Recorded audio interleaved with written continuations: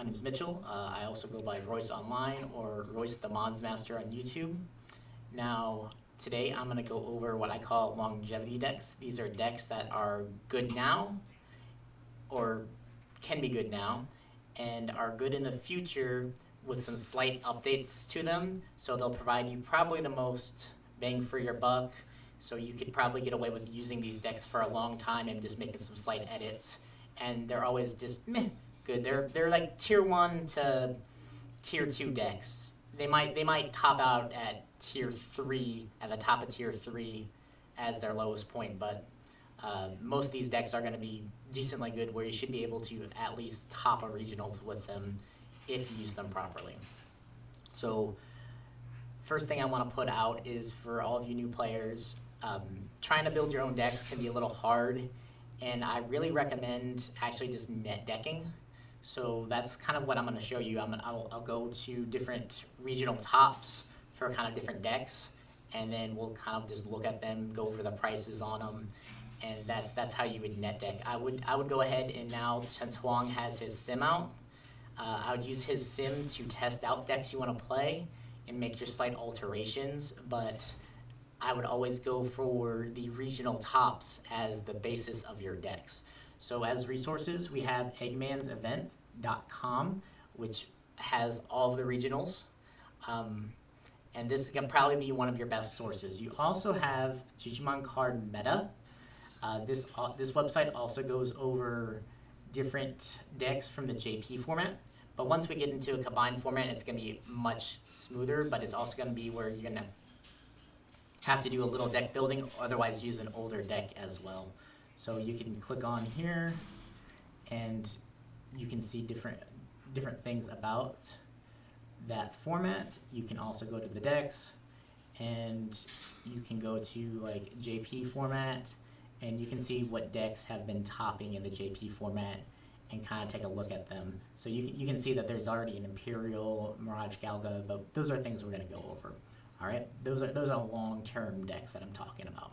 All right, so the first one we're going to go over is going to be none other than Huang's topping deck this weekend in the same regionals that I was playing in. I actually faced him in the 8th round, and he beat me on the 8th round, and I lost in overtime on the 9th round. But if you want to hear more, you can go to my deck profile, which is a different video. So on his deck, you can see that it's typical Numemon stuff. Now, I used it to come up with prices for everything. So if we go to my next one, we can see the prices of all the cards for the deck. Now, a lot of the rookies, besides for Numemon, which is a floodgate, that's going to be your most expensive rookie, besides for the Ukos. So these prices might be artificially inflated just because Huang just won. So some of these prices might go down on these decks, but if Numemon isn't hit, I'm seeing it's going to be a top deck for the next couple formats. So don't be surprised if they do kind of stay a little high.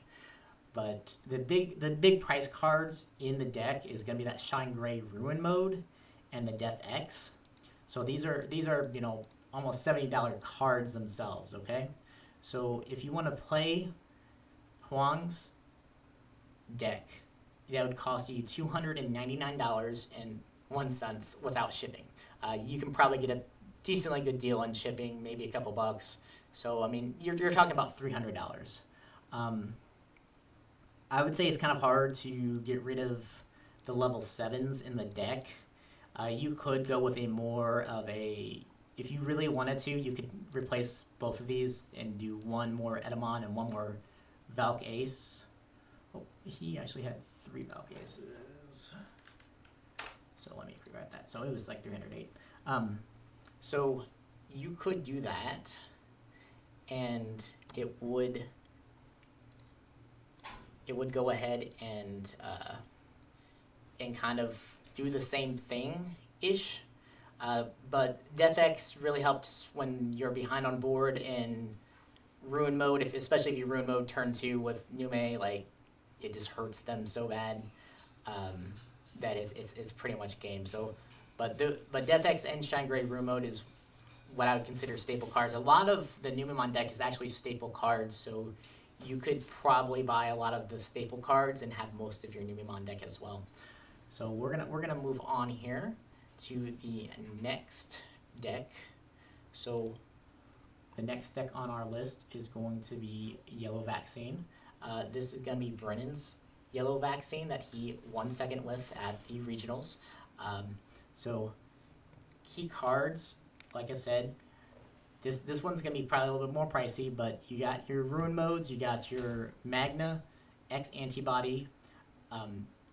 A lot of these are gonna be kind of staples in the future. You got your Patamon, which is an amazing card. It's gonna probably be a staple. You got your Angel Woman, your Magna Angie. Both are probably staple cards. I mean, and then you got your Memory Boost, which is a staple card. So a lot of these are going to be like staple cards, okay? So let's go to our next price range here. So we have Yellow Vaccine, all right?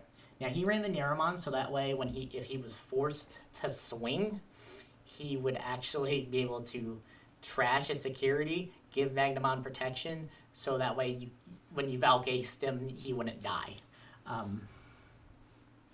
It was great plays, man. So that saved him a lot. It's probably why he got second. But as you see, the Angel Woman, she's going to be one of the more pricier cards. Patamon and Angel Woman. Patamon's 8. Patamon's going to be used from now on forever for any Yellow Vaccine deck. Angel Woman, she's great in multiple decks, and for my beloved Magnamon that's coming out in EX6, she's a must-have as well. She's probably a 2 of, maybe a 3 of in that deck as well. Magna Angie Ace, absolutely amazing ace, only for $4. You get to your Rapid. Rapid and Magnamon X are both kind of dropping a little bit, thank luckily to good old Numemon wins. So us Numemon players is taking down the prices of the Magnamon X and the Rapidmon X. So for the total of the Yellow Vaccine, it's a $632 deck and 36 cents. So from Numemon to Yellow Vaccine, that's almost double.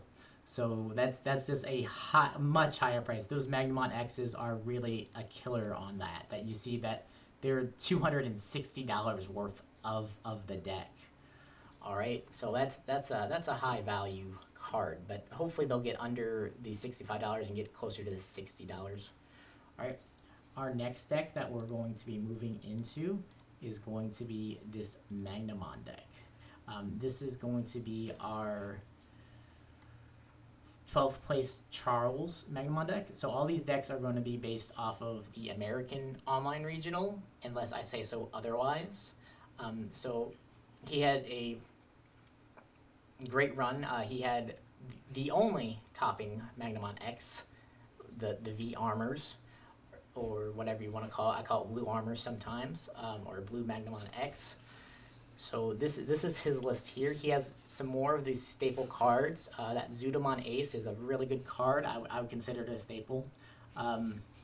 Magnamon here, I might actually consider that a staple. I didn't put it for the staple list, but it's a very good card. And you got 2 Death X's. Death X is always good, and you can usually use up to 2. So most of the staple cards, like the big bodies, are going to be like a 2 of. So we'll go to our prices over here. So you have our eggs, still not very much. And then you go into your VMons, still not very much. You got your BT8 Magnamons, which is going to be like $40. But once again, your Magnamon X is going to be the big one, and so is going to be your Death X. So those 2 big cards there take up most of the price, and making this deck $518 to buy it outright, to buy every little piece of it. And in the future, you'll have some slight updates. A lot of the main character Digimon are kind of like going to be staple, but not all of them are good all the time or top all the time. But due to this Magnamon X having its protection and just kind of the speed and the support it gets, this deck should always be decent. Should always be at least tier 2. So you probably get away with running it and making some small updates in the future. And if you're really good at a singular deck, much better than your opponents, and kind of get the practice in. We just saw Ult Force top as well for this regional, so you can get away with doing that. So you can probably buy one of these long-term decks, make some slight updates, and get away with it for a long time. So there's even other decks that I would consider that are easier to update and might be able to get you those tops as well. So the next deck I'm going to go over is going to be Imperial. This is the 17th place Imperial, which was done by Ethan Bridges. Imperial is just going to get better and better, especially in really the next format. You get that the really dumb delay option card that lets you digivolve into Imperial instead of getting deleted. This deck is just good overall, okay? Right now it's a little slow, and Numemon really has an advantage of it. So if you really mess around with this Imperial Dragon mode, you'll notice that his all turns to digivolve ends up being when you digivolve by an effect or play a Digimon by effect. So like this goes for any of the trainings, it goes for a bunch of stuff like that. However, like for Numemon, you can just avoid it. Like you can play the Monzi X and then not choose to play a body out. I mean, there's so many different ways that you can get away with just moving around this card and then DP draining it and deleting it before it goes anywhere, and then putting Rune Mode on top. That's how I dealt with it. It's a great deck, but it was taking itself out. It was really popular. I really want to know the conversion scores for it, but let's go over the price of this deck. So this deck has only a few high-priced cards, but it's actually the second cheapest deck that I put on here. So your big numbers is going to be this Imperialdramon, the new BT16 Imperialdramon.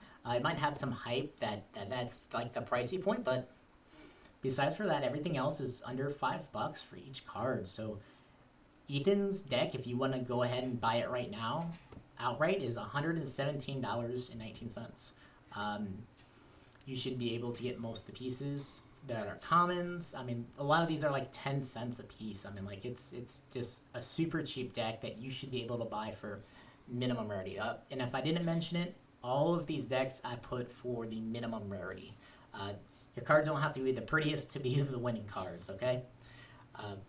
And that kind of leads me up to a deck that's been around for probably a little way too long, and that's going to be the MirageGaogamon deck. MirageGaogamon has been around for a long time, okay? This deck already got hit before, but it survived its hit, and it's doing great. It really didn't care about the hit as much. So this is going to be the 11th place Joseph Carmusin. It's going to be his deck that I took. Now, this deck is pretty standard from what I was looking at. I like it personally. I don't play a lot of blue besides for Blue Flare. That's the only blue deck I really play. I'm actually surprised he ran 4 Wanyas instead of just running 3 or 2 and then the 1 Buka. He has jamming across the board. You got the jamming Betamons, you got the jamming Gaomons. I mean, you're just getting jamming across the board. This Mirage allows you to dodge blocking as well. So I mean, like it's just a generally good deck. It's an OTK. It's always gonna be meh. Like there's not too much besides for options that gets to take this deck out because you got jamming. So like you just get to swing away. If you don't hit a security bomb, then you win. Like it's that simple. Like you just win if you don't hit a security bomb. Once you get your stack out, and of course Numemon can delete this, go faster, taunt you into going into a Valk Ace. So there's that issues, but I mean it's generally a good deck, and it's actually fairly decent into Numemon inside unless you get taunted from Valk Ace. So let's go over the price of this deck. Mirage, which I foresee will be great for nearly ever unless something gets hit more, which I would think that if it would have to be like the MirageGaogamon itself that gets hit, the BT11 one. But as you can see, the BT11 MirageGaogamon is like the most expensive card at $10. And I misspoke. So the Imperial is the third cheapest deck. This is the second cheapest deck for $110. You can get all of the Mirage pieces. Zudamon Ace, which they play a 3 of, is a staple ace card, which I would always buy some of the staple aces as 3 ofs. You rarely play them in 4s, and that's probably going to be like the biggest expense. And so if you have the big cards, you're only spending maybe $40-$30, and you can have a whole entire Mirage deck. Also, the training. But the trainings are going to get reprinted in September when we get the Liberator starter decks. So like look how cheap the memory boosts are. This one's from the promo decks, but like even the non-promo deck one's super cheap. So I mean, this is a cheap good deck that you could take to a regionals and top with. I mean, you got to put your licks in and put your practice in, but I mean you can pretty much top with that one as well. The next deck we're gonna go over is going to be a Red Hybrids. I'm always on the team of that Red Hybrids is always meh. It's good. Like it's not like, I don't think it's top of the format in this format, but it's always decent. This is Jackie Chan's from the TAK Games in Brisbane Regionals, which is the UK. He took 10th place with it. I mean, it's always just meh good. Like you just do Red Hybrids things, and then it's good. Like it's all right. It's always just good. I mean, you can see that he played the Ukos. You got the Garudamon over here to go ahead and get free tamers. I mean, like it's always just pretty okay.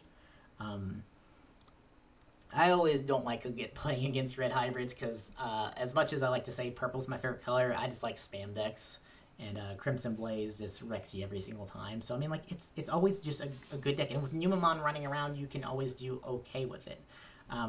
The big weakness of this deck right now is going to be Magna X. Like Magna X takes care of most of Numemon's biggest problems, and then Numemon takes care of Magna X and other problems. I mean, like, Numemon's problems are very small.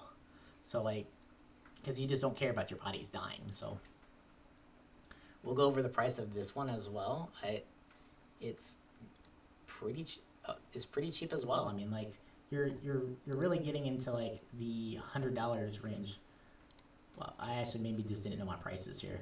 Yeah, for which ones were cheapest.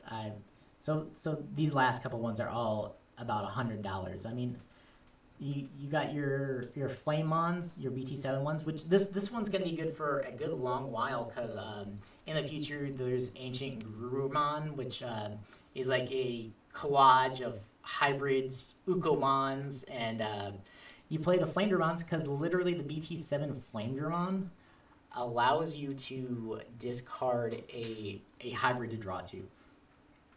So, and this in the future allows you to get hybrids out of trash with other cards. So I mean, like, a great card to use. And then of course this one allows you to add something with hybrids in trade. I mean, like, just easy to use. I mean, you just do Red Hybrids things. Tamers are super hard to interact with, so the decks that can utilize Tamers and get them back out of the trash are always going to be good. Decks that can work in the trash as a secondary resource, always going to be good. So you can see that the pricey card is going to be the Imperialdramon. I mean, like, that's $37 of the whole deck. I mean, like, other than that, I mean, the Garuda Aces, there's 2 of them that he's playing, $10. I mean, Ukos are Ukos. I mean, like, but I mean, like, other than that, I mean, like, very reasonable deck. Very reasonable deck. It plays well. It's pretty easy to use. Though sometimes I think that people use the deck that don't actually know how to. So I think that was also one of the problems with Magnamon X. People bought Magnamon X thinking that it was going to be like, I instantly wanted to get to Magnamon X and just overplayed it. The last deck we're going to go over is actually one of my friends, Kevin Daly. It's his Security Control. Now this deck's going to be a little older. It is from BT15, from the core TCG Online Regionals. But, you know, like I said, you just have to update it slightly, man. You just have to update minor things here.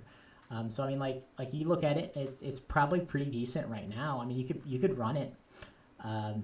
So Salamon is gonna be always a stapler. Pillamon's nearly always good for that as well. You remember seeing it in nationals, you know, popping out Pillamon against the levies. I mean, Magna Angie is the staple of the deck. You get 4 of the aces. You got Venus. Venus is always good. Gallantmon for rush. Nearly always good for that, for swinging out. It's more for deleting bodies than it is for swinging and set control. Avenge Kidmon, you're going to always have more options than your opponent. You got your Shadow Serafi for your Digivolve. That's, you know, just really hurts your opponent. You got your Zulong, and, you know, you got a Defex. I mean, like, pretty easy. This format, I would probably get rid of, like, a Zulong.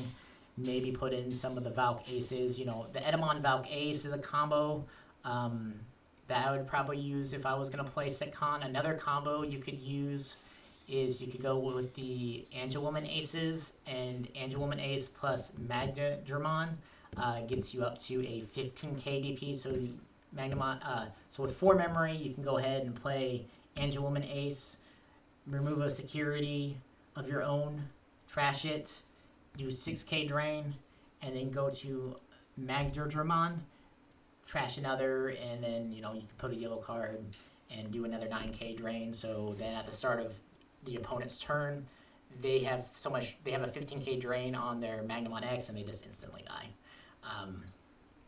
So I would add that. I'm always a big fan of Ruin Mode, but I mean, Death X is a lot easier for this deck. Because you're trying to just hard slam. And I always call it a Kevin Daly special whenever you hard slam like a Quartzmon or something like that. Like you hard slam the megas. So that's all you're really doing here. You're just prolonging your life. So let's go over the price of the deck. This is the cheapest deck that you can actually play. So out of like these regional winners. So the eggs, Viximon is actually the most pricey egg, which is funny enough. For $4.56 for your playset. The Magnamon, Magna Angie, severely priced down since RB1 reprinted them, so you get like $5. Venusmon, once again, one of those staple cards, about $10. The Gallantmon price is down, so like $26, man. And then,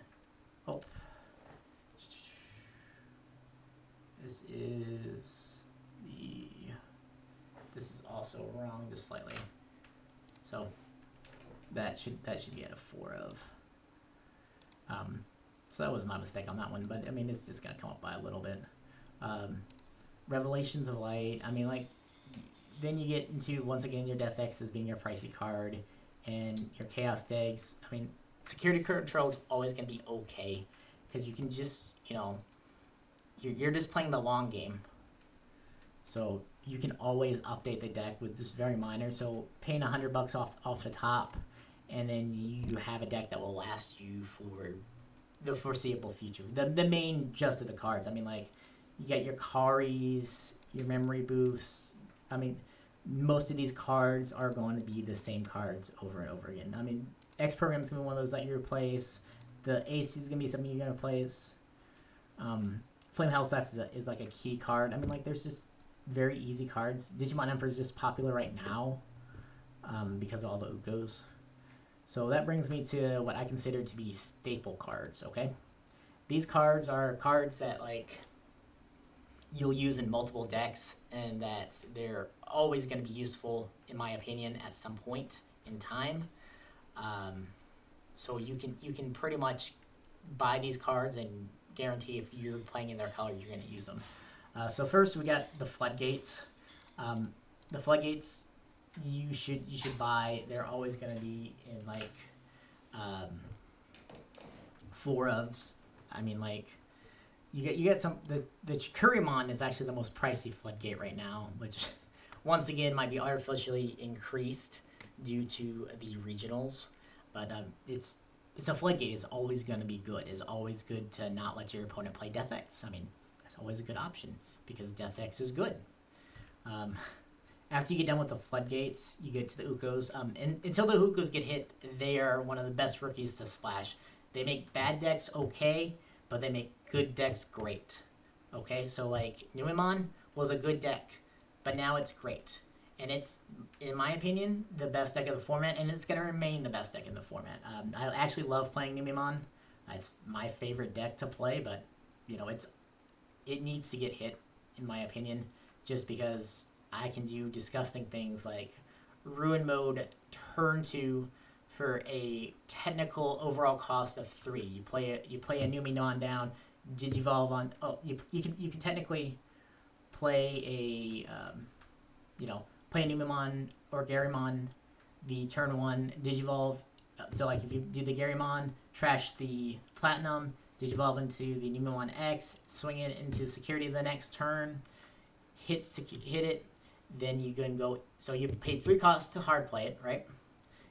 You then go into Platinum Numemon, refund yourself 2 memory, so -2, and then Digivolve into Ruin Mode for another 5, so that's a total cost of 6 to get Ruin Mode out. I mean, like, and then most likely stopping your opponent from doing anything for 2 turns. Just good.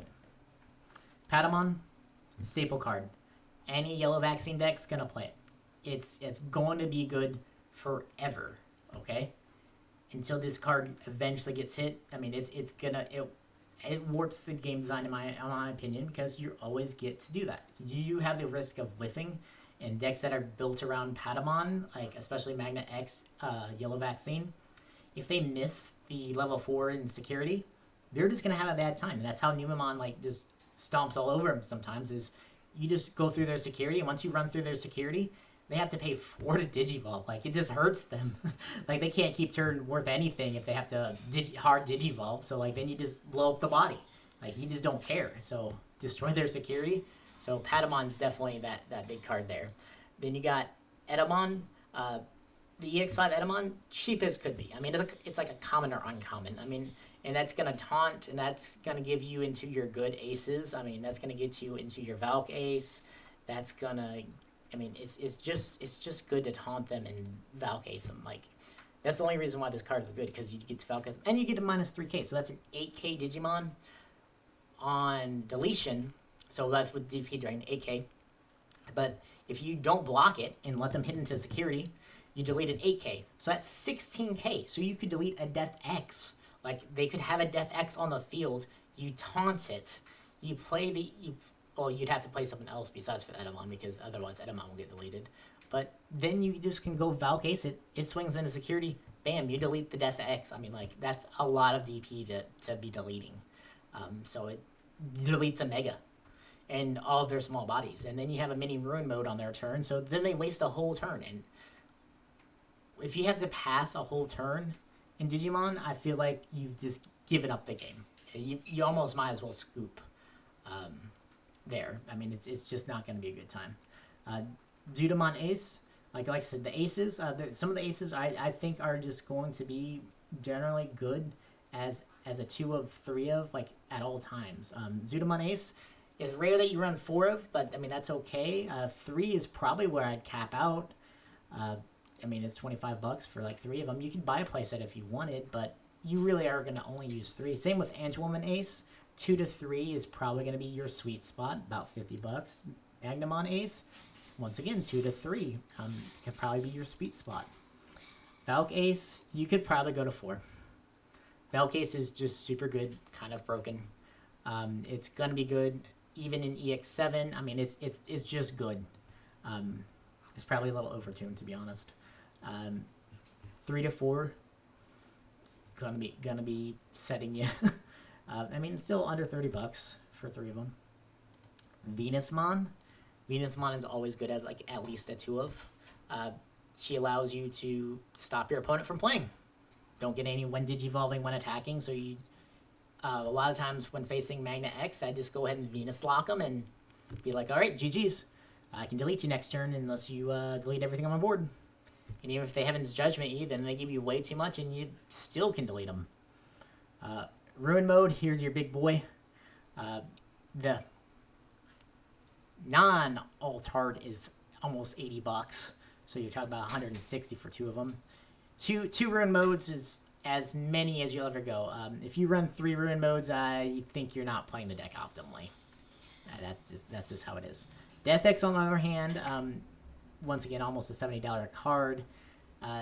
2 of them, you could run into situations I could see people running 3. Especially like security control and stuff like that, SecCon. You could get away with running 3. But 2 in most decks, or just 1 in 1, man, like one ruin mode, one Death X is gonna be your common sets. X Antibody Protoform is going to be good for any Ask Anybody deck. If you're talking about the SOC X Antibody decks, any X Antibody decks, Protoform discounts the Digi-Evolution cost. It also recovers you security, and then on top of recovering you security, it allows you to grab back a card from your stack. I mean, it's just a little too good in my opinion. It does a lot, okay? So it's $19, almost $20. I mean, it's insane. Rapidmon X, it's a decently good card. I mean, like, it's going to DP drain when things are suspended, so it helps against rookie rush decks like Numemon. Numemon has to clear Rapid X, so it does decent. Though Numemon is the best deck, and it can easily get over a Rapid X. And you can literally just taunt it with Edamon and kill it with the Valk. I mean, it's not that hard for you to get over it. Magnamon X, I'd also buy in a 2 of. Even if you're not playing the Magnamon's decks, you can throw it in as 1-ofs. I mean, you can throw it in 1-ofs in plenty of things that it's just meh, okay. I mean, like, it's always decently good. The Alt Force player, he had a Magnamon X, Martin Lee. He had one, or QI.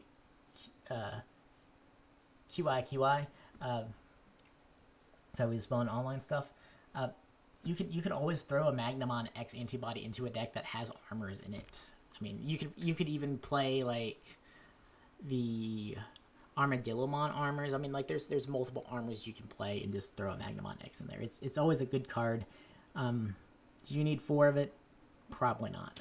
Next, we get to the memory boost, man. Memory boosts are always good, but like the Resurgent booster just like killed the prices. So, I mean, like you can get a whole play set for under like $3.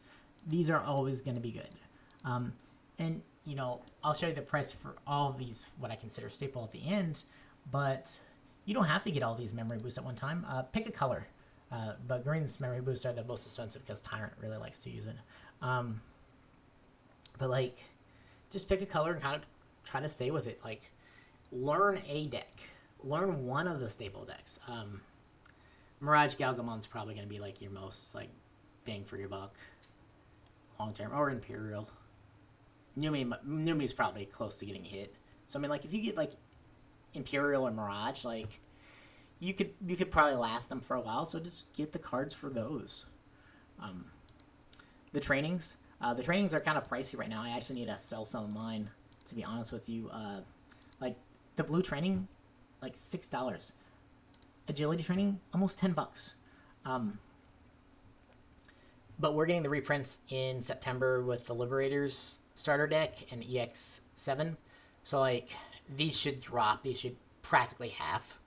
So if you don't need trainings for a deck that you don't have, don't buy it until like later on. These are all gonna drop. So like if you bought all of the staples that I recommended having, it'd be like $700. I wouldn't buy all the staples at one time. I'd buy a deck and just keep the staples in mind, because like these staples, like you're going to most likely play them in that color because they're a staple. I mean, it's just how staples work. So I mean, like most of these, like the Ukos, like you're gonna play these in so many decks. Like if you buy a set of 4 Ukos, like I mean, like like, so you got Numemon, you had, let's see here, Magnum wasn't playing any, I think he played 2, but when I talked to him, he didn't like his 2, so, you know, so, like, you could play it there. You could technically play it in Imperial, but that probably hurts you more. You could technically play it in Mirage, but that probably hurts you a little bit. Red Hybrids plays them. I mean, Setcon doesn't really play them because you can't rev up the option cards.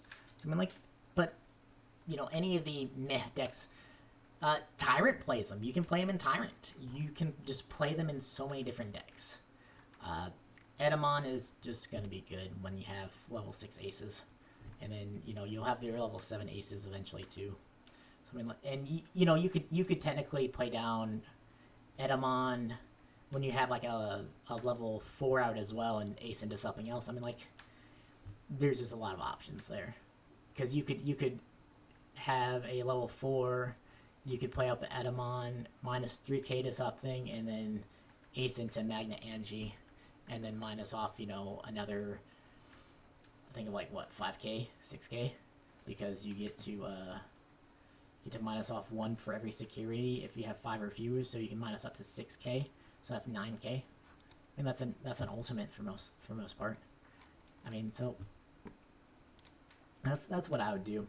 I'm gonna try to produce more videos for YouTube with Digimon content. I'm no longer trying to get an invite because I have an invite, so I can try to focus on some more Digimon content. So please like and subscribe. I'm giving off a little bit more of Pokemon just because I can only do one competitive game at a time, and I really just enjoy the Digimon TCG.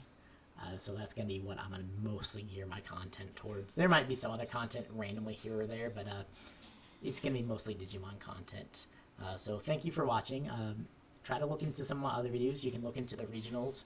I do need to cut that video eventually. It's like a 9-hour long video, and I don't want any of you guys watching all 9 hours, and half of it's just me waiting. And I mean, I think most of the Numemon games I played like 10 minutes per game, so like 20 minutes a round. So there might be a game or two I lasted all half an hour, and the last game was I got into overtime, but every other game finished in like 10, 15 minutes. So I mean, that's just the power of Numemon. All right, stay tuned for the next video.